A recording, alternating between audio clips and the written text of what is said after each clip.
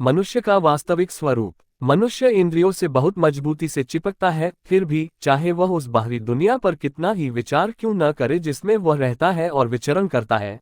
व्यक्तियों और राष्ट्रों के जीवन में एक समय ऐसा आता है जब उनके मन में स्वतः ही यह प्रश्न उठता है, क्या यह सच है?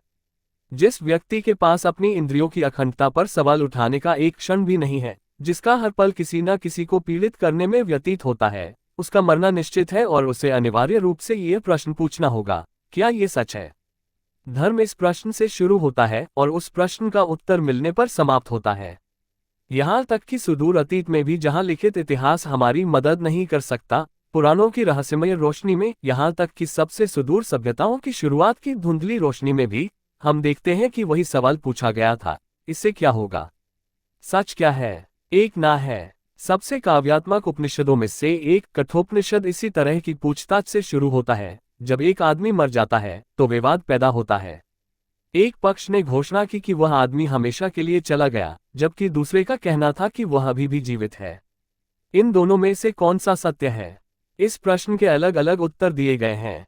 धर्मशास्त्र, दर्शन और धर्म का संपूर्ण क्षेत्र वास्तव में इस प्रश्न के विभिन्न उत्तरों से भरा हुआ है। साथ ही इस सवाल को दबाने की भी कोशिश की गई है। इससे आगे क्या है? क्या सच है? ये प्रश्न पूछकर मन की अजेयता को रोकने का भी प्रयास किया गया है। लेकिन जब तक मौत रहेगी, सवाल को दबाने की ये सारी कोशिशें हमेशा बेकार ही साबित होंगी। हम कह सकते हैं कि इंद्रियों से परे कुछ भी दिखाई नहीं देता। अपनी सभी आशाओं और इच्छाओं को केवल वर्तमान क्षण तक सीमित रखें और इंद्रियों की दुनिया से परे कुछ भी न सोचने की बहुत कोशिश करें, और शायद सभी बाहरी चीजें हमें इस दुनिया की संकीर्ण सीमाओं के भीतर बांधे रखने में मदद करती हैं। हमें वर्तमान से परे ले जाना, भले ही इसे विशाल होने से रोकने के लिए पूरी दुनिया एकजुट हो जाए, फिर भी जब तक मृत्यु है, ये प्रश्न बार बार उठेगा, क्या मृत्यु ही उन सभी चीजों का अंत है जिन्हें हम सबसे सच्चा और सबसे जरूरी मानते हैं? संसार एक क्षण में नष्ट हो जाता है और सदा के लिए नष्ट हो जाता है। जिसके पार अथाह खाई है, चट्टान के बिल्कुल किनारे पर खड़ा है, हर मन चाहे कितना भी कठोर और दृढ़ हो, डर से पीछे हट जाएगा और सवाल उठाएगा, क्या ये सच है?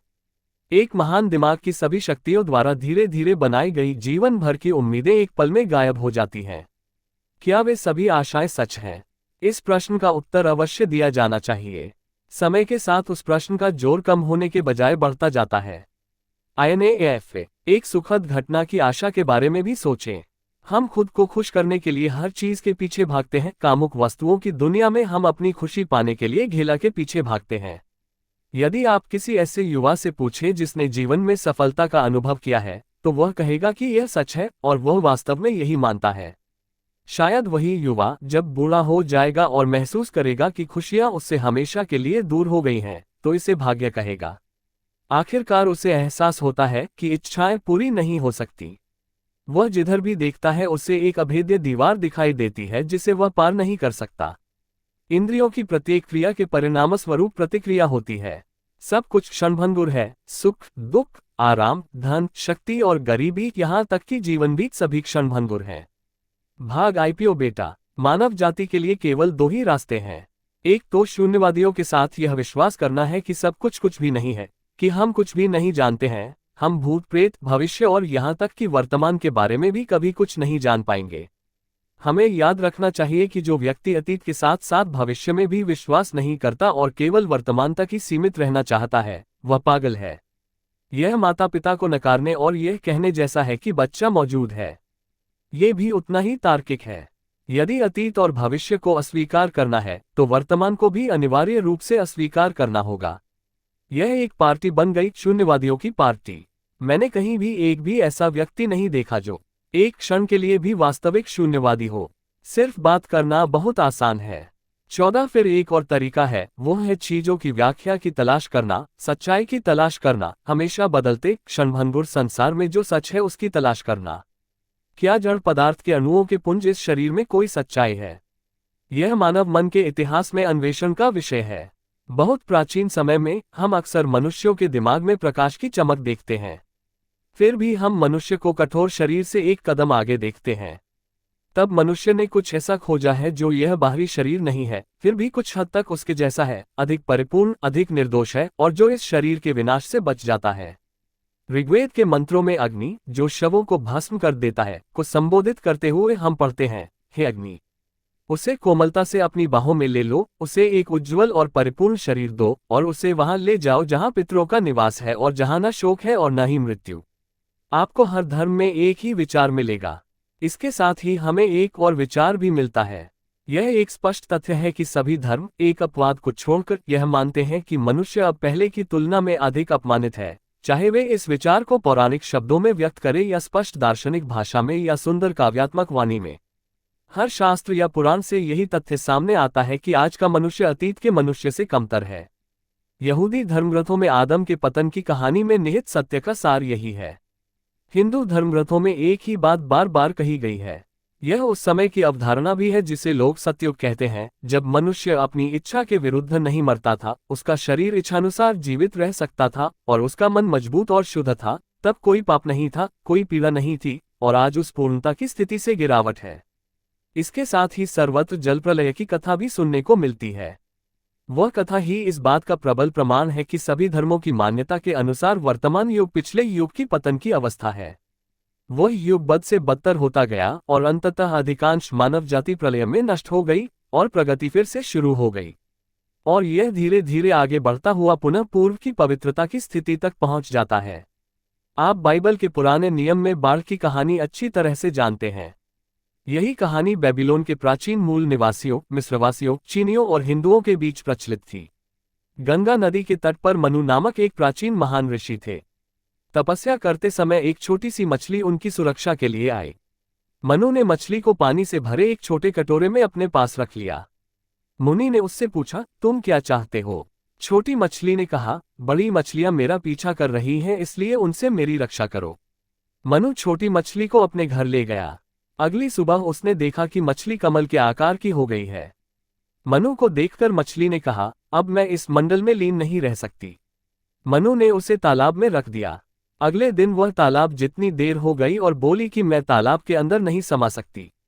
इसलिए मनु उसे नदी में ले गया और अगले दिन मछली नदी जितनी बड़ी हो गई। तब मनु ने उसे समुद्र में रख दिया। तब वह मछली बोली, मनु, मैं इस संसार का शासक हूं और तुम्हें सावधान करने के लिए मैंने ये रूप धारण किया है। मैं इस दुनिया को बाढ़ देना चाहता हूं। आप एक नाव बनाएं और उसमें प्रत्येक प्रकार के जानवर का एक जोड़ा रखें और अपने परिवार को उसमें रखें। मेरा एक खोल जल प्रलय के पानी से बाहर आएगा, नाव को उससे बांध दो, और जब प्रलय शांत हो जाएगा तो तुम बाहर आ जाओगे और दुनिया को आबाद करोगे। जब जल प्रलय शांत हुआ तो मनु ने संसार को फिर से आबाद किया। हमें मनुष्य इसलिए कहा जाता है क्योंकि हम मनु के वंशज हैं। अब मानव भाषा अपने भीतर के सत्य को व्यक्त करने का एक प्रयास है। मुझे विश्वास है कि एक बच्चा भी जिसकी भाषा अस्पष्ट शब्दों से बनी है, उच्चतम दर्शन को व्यक्त करने का प्रयास कर रहा है। केवल बच्चे के पास इसे व्यक्त करने की भावना या साधन नहीं है। उच्चतम दार्शनिकों की भाषा में और बच्चों के शब्दों में परिवर्तन केवल अर्थ का होता है, वस्तु का नहीं। जिसे आप आज सही, व्यवस्थित और गणितीय रूप से सटीक भाषा कहते हैं, और पूर्वजों की अस्पष्ट, रहस्यमय और पौराणिक भाषा के बीच अंतर केवल स्पष्ट है। इस सब के पीछे एक भव्य विचार है और वह मानो स्वयं को अभिव्यक्त करने के लिए संघर्ष कर रहा है। कभी कभी इन प्राचीन मिथकों के पीछे ठोस सच्चाइयां भी होती हैं, और मुझे ये कहते हुए दुख हो रहा है कि आजकल लोगों की चमचमाती बातें अक्सर बिल्कुल अर्थहीन होती हैं। तो पुराण की कथा में जो कुछ कहा गया है वह किसी भाई या किसी स्त्री की अवधारणा से मेल नहीं खाता, केवल वही। इसी कारण से इसे फेंकना नहीं चाहिए। कई धर्म सिखाते हैं कि मनुष्य को कुछ पैगंबरों द्वारा सिखाई गई दंतकथाओं पर विश्वास करना चाहिए। इसी कारण से कि यदि लोग धर्म का मजाक उड़ाते हैं तो उन्हें इन आधुनिक लोगों का और भी अधिक मजाक उड़ाना चाहिए। आधुनिक समय में यदि कोई व्यक्ति मूसा, बुद्ध या ईसा मसीह के बारे में बात करता है तो लोग उसका मजाक उड़ाते हैं, लेकिन अगर वह हक्सले, टिंडेल या डार्विन के नाम पर बोलेगा तो लोग इसे अपने गले से नीचे उतार लेंगे। हक्सले ने ऐसा कहा, बहुतों के लिए पर्याप्त है, चाहिए, हम भागदौड़ से मुक्त हैं। यदि वह एक धार्मिक आंदोलन था तो यह एक वैज्ञानिक आंदोलन है। अंतर केवल इतना है कि उस भाम से अध्यात्म के जीवनदायी विचार आए, जबकि इस आधुनिक भाम से काम और लोभ का जन्म हुआ। वह धर्म ईश्वर की पूजा था, जबकि आधुनिक धर्म गंदे धन, प्रसिद्धि और शक्ति की पूजा है। फर्क सिर्फ इतना है। PW कृपया आइए पुराणों पर वापस आते हैं। इन सभी चीजों के पीछे हम एक विचार को बहुत आगे की ओर तैरते हुए देखते हैं। मनुष्य स्वयं जितना था उससे भी नीचे गिर गया है। जहां तक वर्तमान समय का सवाल है, आधुनिक खोजें इस स्थिति को पूरी तरह से खारिज करती नजर आती हैं। विकासवादी इस कथन का कड़ा विरोध करते नजर आते हैं। उनके अनुसार मनुष्य का विकास एक कोमल आदिम कीड़े से हुआ है और इसलिए पुराणों की कहानियां सत्य नहीं हो सकती। हालांकि भारत में एक पुराण है जो इन दोनों स्थितियों में सामंजस्य बिठा सकता है। कल्प भारतीय पौराणिक कथाओं में एक सिद्धांत है। ये कहता है कि सारा विकास तरंगों के रूप में है। प्रत्येक लहर के पीछे एक गर्त होता है और उसके पीछे एक लहर उठती है। ये गति वृत्ताकार है। आधुनिक खोजों के परिणामस्वरूप भी ये तथ्य सत्य है कि मनुष्य अकेले विकास का परिणाम नहीं हो सकता। प्रत्येक विकास का तात्पर्य एक हस्तांतरण से है। आज एक वैज्ञानिक व्यक्ति आपको बताएगा कि आप किसी मशीन से उतनी ही शक्ति प्राप्त कर सकते हैं जितनी आप पहले से उसमें डालते हैं। शून्य से कुछ भी उत्पन्न नहीं किया जा सकता। यदि मनुष्य मृदुकाय कीड़े से विकसित हुआ तो पूर्ण मानव, बुद्ध या यहाँ तक कि ईसा मसीह ऐसे कीड़े में अव्यक्त रूप में मौजूद रहे होंगे। यदि नहीं तो ये महापुरुष कहाँ से आए? शून्य से कुछ भी उत्पन्न नहीं होता। इस प्रकार हम पुराणों का आधुनिक विचारों के साथ सामंजस्य स्थापित कर सकते हैं। एक शक्ति जो धीरे धीरे विभिन्न चरणों से होकर उभरती है और अंततः एक पूर्ण मनुष्य के रूप में विकसित होती है, वह शून्य से नहीं आ सकती। उसका अस्तित्व कहीं न कहीं अवश्य रहा होगा। और यदि किसी कृमि या एक कोशिकीय जीव को इसकी प्रारंभिक उत्पत्ति माना जाए तो उन कीड़ों और एक कोशिकीय जीवों में वह शक्ति तो रही ही होगी। इस बात पर बड़ी बहस चल रही है कि क्या जड़ पदार्थ का द्रव्यमान, जिसे हम शरीर कहते हैं, उस ऊर्जा की उत्पत्ति का कारण है जिसे हम जीव या विचार आदि कहते हैं, या क्या विचार ही शरीर की उत्पत्ति का कारण है। दुनिया के धर्म अनिवार्य रूप से मानते हैं कि जिस शक्ति को हम विचार कहते हैं वह शरीर का निर्माण करती है, इसके विपरीत नहीं। आधुनिक विचारधारा के कुछ संप्रदायों का मानना है कि जिसे हम विचार कहते हैं वह केवल एक शारीरिक मशीन के हिस्सों की व्यवस्था का परिणाम है।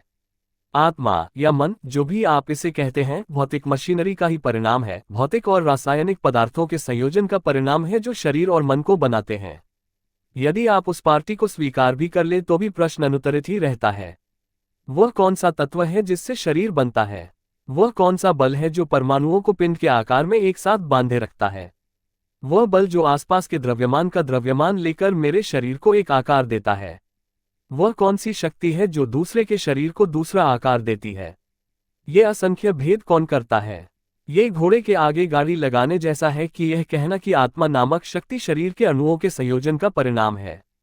यह मिश्रण कैसे हुआ? वह शक्ति कहाँ थी जिसने इस मिश्रण को बनाया? यदि आप कहते हैं कि कोई अन्य शक्ति इस सम्मिलन का कारण थी और आत्मा इस पदार्थ का परिणाम थी, और आत्मा जिसने कुछ मात्रा में पदार्थ एकत्र किया था वह स्वयं उस सम्मिलन का परिणाम था, तो यह कोई उत्तर नहीं है। हमें एक ऐसे सिद्धांत को स्वीकार करना चाहिए जो किसी अन्य प्रचलित सिद्धांत के साथ टकराव के बिना सभी, यदि अधिकांश नहीं तो तथ्यों की व्याख्या कर सके। ये कहना अधिक तार्किक होगा कि जो शक्ति पदार्थ को एकत्रित करके शरीर का निर्माण करती है वह शरीर द्वारा ही प्रकट होती है। इसलिए ये कहना कि शरीर द्वारा प्रकट विचार शक्तियां अणुओं की व्यवस्था का परिणाम है और उनका कोई स्वतंत्र अस्तित्व नहीं है, इसका कोई मतलब नहीं है। साथ ही ठोस पदार्थ से बल उत्पन्न नहीं किया जा सकता। शायद ये दिखाया जा सके कि जिसे हम पदार्थ कहते हैं उसका अस्तित्व नहीं है, ये केवल बल की स्थिति है। ठोसता, कठोरता या पदार्थ की कोई अन्य अवस्था गति का परिणाम सिद्ध हो सकती है। तरल पदार्थों को दी गई भंवर गति के वेग में वृद्धि से उन्हें ठोस जैसी ताकत मिलती है। जैसे कि तेज आंधी में हवा घुमावदार गति में आ जाती है और किसी ठोस वस्तु की तरह कठोर हो जाती है और अपने प्रभाव से ठोस वस्तुओं को तोड़ देती है या काट देती है। यदि मकड़ी के जाल का एक भी धागा अनंत गति से बुना जा सके तो वह धागा लोहे की जंजीर जितना मजबूत हो सकता है और एक बड़े बरगद के पेड़ को भी काट सकता है। इस दृष्टि से यह सिद्ध करना आसान होगा कि जिसे हम जड़ पदार्थ कहते हैं उसका अस्तित्व नहीं है। इसके विपरीत शरीर से विचार की उत्पत्ति या पदार्थ से शक्ति की उत्पत्ति सिद्ध नहीं की जा सकती। वह कौन सी शक्ति है जो शरीर के माध्यम से प्रकट होती है? वह शक्ति चाहे जो भी हो, ये हम सभी के लिए स्पष्ट है कि वह शक्ति मानव परमाणुओं को लेती है और उन्हें मानव शरीर आदि में आकार देती है। आपके या मेरे लिए शरीर को चलाने के लिए इससे बेहतर कोई नहीं है। मैंने किसी और को मेरे लिए खाना खाते नहीं देखा, मुझे बस भोजन को पचाना है और उसमें से सारा खून, हड्डियां आदि तैयार करना है। ये रहस्यमय शक्ति क्या है?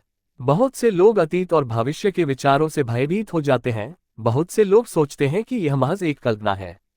आइए समसामयिक विषय पर विचार करें। वह कौन सी शक्ति है जो अब हमारे माध्यम से कार्य कर रही है? हम जानते हैं कि प्राचीन काल में सभी प्राचीन ग्रंथों में इस शक्ति की इस अभिव्यक्ति को इस शरीर का रूप धारण करने वाला एक ज्योतिषीय तत्व माना जाता था, और यह भी माना जाता था कि इस शरीर के पतन के बाद भी वह तत्व बना रहता है। लेकिन दिन ब दिन हम एक उच्चतर विचार को आते हुए देखते हैं कि यह ज्योतिर्मय देह वह शक्ति नहीं है। जो कुछ भी आकार लेता है वह परमाणुओं के संयोजन का परिणाम होना चाहिए, और इसे गति देने के लिए इसके पीछे कुछ प्रेरक अवश्य होना चाहिए। यदि यह शरीर किसी ऐसी चीज की अपेक्षा करता है जो स्वयं पर शासन करने के लिए निकाय नहीं है, तो यह ज्योतिर्मय शरीर भी किसी अन्य चीज की अपेक्षा करेगा जो इसे नियंत्रित करे।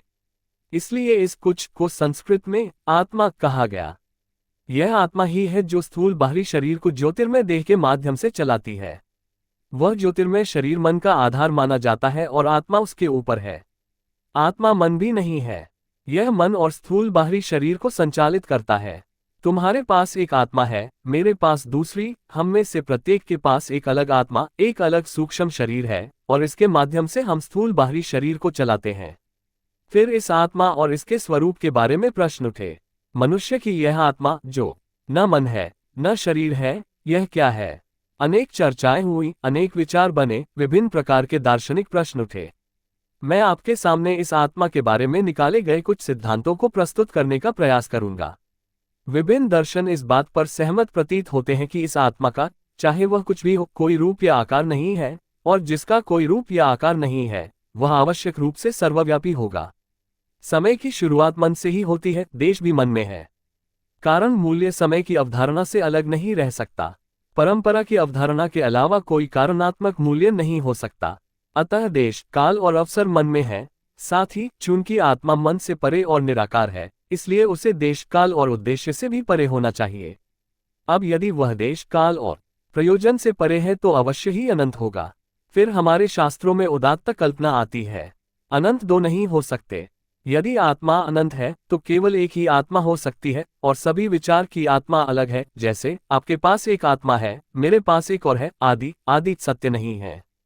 इसलिए सच्चा मनुष्य एक और अनंत सर्वव्यापी चेतना है, और जो मनुष्य के रूप में प्रकट होता है वह सच्चे मनुष्य का एक सीमित रूप ही है। इस दृष्टि से पुराण ठीक ही कहते हैं कि प्रत्यक्ष मनुष्य चाहे कितना ही महान क्यों न प्रतीत हो, इंद्रियों के लिए वह वास्तविक मनुष्य का एक धुंधला सा प्रतिबिंब मात्र है। इसलिए एक सच्चा मनुष्य शुद्ध चेतना, कार्य कारण से परे तथा देश और काल से बंधा हुआ नहीं होने के कारण आवश्यक रूप से स्वतंत्र होना चाहिए। ये कभी प्रतिबद्ध नहीं था, न ही हो सकता है। इसका प्रतिबिंब दृश्य मानव, समय और साधनों से सीमित है और इसलिए बाध्य है। या हमारे कुछ दार्शनिकों की भाषा में कहें तो यह एक बंधन में बंधा हुआ प्रतीत होता है, लेकिन वास्तव में ऐसा नहीं है। ये सर्वव्यापकता, ये दिव्य प्रकृति, यह अनंतता ही हमारी आत्मा का सच्चा स्वरूप है। प्रत्येक आत्मा अनंत है, इसलिए जीवन और मृत्यु का कोई प्रश्न ही नहीं है। कुछ बच्चों की परीक्षा चल रही थी। परीक्षक ने उनसे कुछ कठिन प्रश्न पूछे। उनमें से एक था, पृथ्वी गिरती क्यों नहीं? वह गुरुत्वाकर्षण के बारे में उत्तर चाहता था। कई बच्चे तो इसका उत्तर ही नहीं दे पाए। कुछ ने कहा कि गुरुत्वाकर्षण या ऐसा ही कुछ कारण था। एक चतुर छोटी लड़की ने इसका उत्तर एक सरल प्रश्न पूछकर दिया, यदि यह गिरेगा तो कहाँ गिरेगा? प्रश्न ही विचारहीन है। पृथ्वी कहाँ गिरती है? पृथ्वी पर गिरने या चढ़ने के लिए कुछ भी नहीं है। अनंत अंतरिक्ष में ऊंच नीच जैसी कोई चीज नहीं है। ये सब सापेक्ष जगत में है।